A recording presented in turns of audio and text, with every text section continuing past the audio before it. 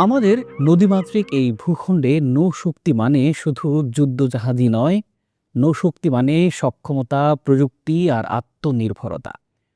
আর সেই আত্মনির্ভরতার নতুন একটি অধ্যায় রচিত হলো চলতি সপ্তাহে, যখন নারায়ণগঞ্জের ডকইয়ার্ডে আনুষ্ঠানিকভাবে বাংলাদেশ নৌবাহিনীর হাতে তুলে দেওয়া হলো দেশীয় প্রযুক্তিতে নির্মিত একটি ভাসমান ক্রেন বিএনএফসি বলিয়ান। প্রিয় দর্শক, নামটা কি একটু অচেনা লাগছে? ভাসমান ক্রেন মানে আসলে কি? এটা কেন এতটা গুরুত্বপূর্ণ এবং এটা বাংলাদেশের জন্য আসলে কতটা বড় ব্যাপার হলো? আজকের বিশ্লেষণে আমরা সেই বিষয়গুলো নিয়ে জানব। আপনাদের সাথে আছি আমি শাহাদাত হোসেন। তো চলুন শুরু করা যাক।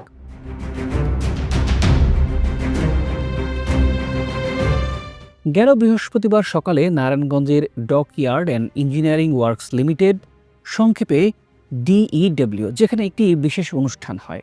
অনুষ্ঠানের কেন্দ্রে ছিল একটি বিশাল ভাসমান ক্রেন, যার নাম দেওয়া হয়েছে বিএনএফসি বলিয়ান। এই ক্রেনটি আনুষ্ঠানিকভাবে হস্তান্তর করা হয় বাংলাদেশ নৌবাহিনীর কাছে। অনুষ্ঠানে প্রধান অতিথি হিসেবে উপস্থিত ছিলেন নৌবাহিনীর প্রধান অ্যাডমিরাল এম নাজমুল হাসান। এখন একটা প্রশ্ন হলো, একটা ক্রেন হস্তান্তর অনুষ্ঠান, এটা এতটা বড় খবর কিভাবে হতে পারে? কারণটা লুকিয়ে আছে তিনটি শব্দে: দেশীয় প্রযুক্তিতে নির্মিত। ২০২৪ সালের ৩০ জুন এই তারিখটা মনে রাখার মতো, কারণ এদিন ডিইডব্লিউ এর শ্রমিক, প্রকৌশলী আর কারিগরদের হাতে শুরু হয়েছিল বলিয়ানের নির্মাণ যাত্রা। লোহা কাটা, ঢালাই, যন্ত্রাংশ বসানো, প্রতিটি ধাপেই কাজ শুরু করেছিলেন বাংলাদেশি প্রকৌশলীরা। বিদেশি ডিজাইন ধার করে নয়, বিদেশি কোম্পানিকে কাজ দিয়ে নয়, সম্পূর্ণ নিজেদের দক্ষতায় আন্তর্জাতিক মানদণ্ড মেনেই নির্মিত হয়েছে। প্রিয় দর্শক, একটু ভাবুন, মাত্র ১ বছরের কিছু বেশি সময়ের মধ্যে একটি পূর্ণাঙ্গ ভাসমান ক্রেন তৈরি করে ফেলা, এটা কিন্তু ছোটোখাটো কোনো কৃতিত্ব নয়।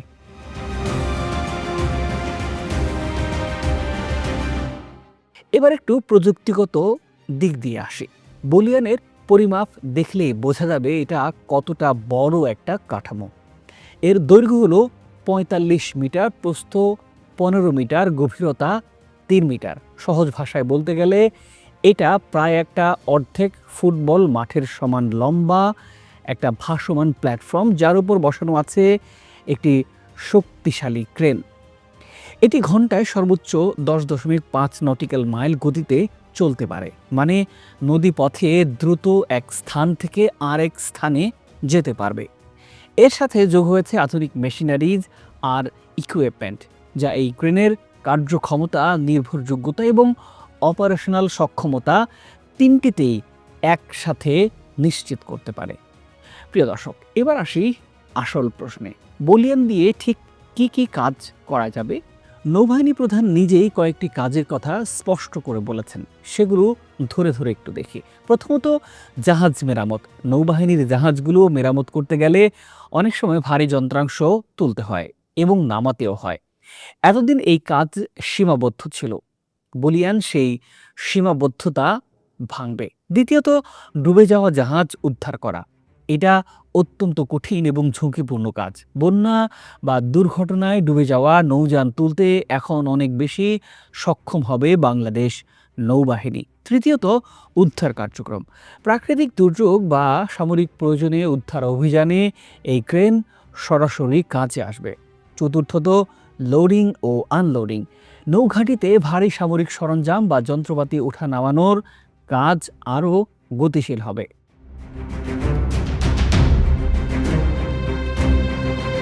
এছাড়া ভারী যন্ত্রপাতি স্থানান্তর, এক জায়গা থেকে আরেক জায়গায় বড় বড় যন্ত্র সরানো, এটাও এই ক্রেনের দায়িত্বে থাকবে। সহজ ভাষায় যদি বলি, নৌবাহিনীর লজিস্টিক এবং অপারেশনাল দুই দিক থেকে বলিয়ান একটা বড় শক্তি হয়ে উঠবে বাংলাদেশের জন্য। প্রিয় দর্শক, এবার একটু বড় ছবিতে দেখি। বাংলাদেশ একটি নদীমাতৃক দেশ। আমাদের আছে বঙ্গোপসাগরের বিশাল উপকূল, আছে শত শত নদীপথ। এই ভূগোলে নৌশক্তি মানে শুধু যুদ্ধের প্রস্তুতি নয়, মানে দুর্যোগ মোকাবেলা, সামুদ্রিক নিরাপত্তা এবং বন্দর সক্ষমতা। একটি দেশের নৌবাহিনী যখন নিজেই তার যন্ত্রপাতি তৈরি করতে পারে, তখন সেটা শুধু সামরিক অর্জনই নয়, এটা অর্থনৈতিক স্বনির্ভরতারও একটি চিহ্ন। বিদেশ থেকে কিনলে আসলে কি হতো? অনেক বেশি অর্থ ব্যয়, দীর্ঘ সময় এবং প্রযুক্তির নির্ভরতা। দেশে বানালে স্থানীয় প্রকৌশলীদের দক্ষতা বাড়ে, কর্মসংস্থান হয় এবং ভবিষ্যতে আরও বড় কিছু তৈরির আত্মবিশ্বাসও তৈরি হয়।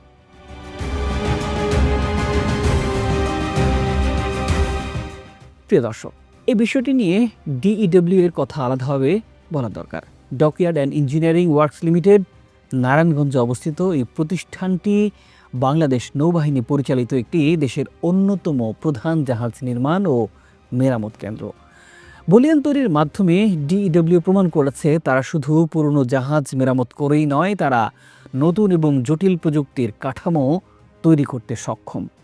এটা বাংলাদেশের শিপ বিল্ডিং ইন্ডাস্ট্রির জন্য একটা বড় বার্তা, আমরা পারি। অনুষ্ঠানে নৌবাহিনী প্রধান অ্যাডমিরাল নাজমুল হাসান যা বললেন সেটা শুধু আনুষ্ঠানিক বক্তব্যই নয়, তিনি বলেছেন এই ক্রেন নৌবাহিনীর অপারেশনাল ও লজিস্টিক সক্ষমতার নতুন মাত্রা যোগ করবে। নিঃসন্দেহে নতুন মাত্রা, এই কথাটা খুবই গুরুত্বপূর্ণ, কারণ এর আগে হয়তো কিছু কাজের জন্য অন্যের সাহায্য নিতে হতো বা বিদেশি সম্পদ ভাড়া করতে হতো। এখন সেই নির্ভরতা কমে আসবে। একটি শক্তিশালী নৌবাহিনী গড়ার পথে এটি বাংলাদেশের আধুনিকায়নের ধারাবাহিকতারই এক অংশ। এটা শুধু একটা ক্রেনই নয়, এটা বাংলাদেশের প্রকৌশল সক্ষমতার প্রতীক। এটা প্রমাণ করে দেশীয় কারিগর, দেশীয় প্রযুক্তি আর সঠিক পরিকল্পনা থাকলে বাংলাদেশ নিজেই তার প্রতিরক্ষার যন্ত্রপাতি বানাতে পারে। আগামীতেও যদি আরও এরকম প্রকল্প আসে, আরও বড় জাহাজ, আরও আধুনিক অস্ত্র, তাহলে দেশের জাহাজ নির্মাণ শিল্প আন্তর্জাতিক বাজারেও জায়গা করে নিতে পারবে।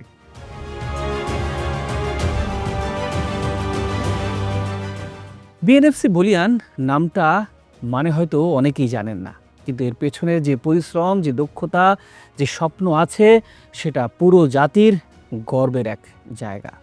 প্রিয় দর্শক, বিষয়টি নিয়ে আপনার মূল্যবান মতামত জানতে চাই আমরা। নিশ্চয়ই মন্তব্য করে জানাবেন। আজ এই পর্যন্ত। ভালো থাকুন, সুস্থ থাকুন। প্রতিবেদনটি ভালো লাগলে লাইক ও শেয়ার করতে পারেন। আল্লাহ হাফেজ।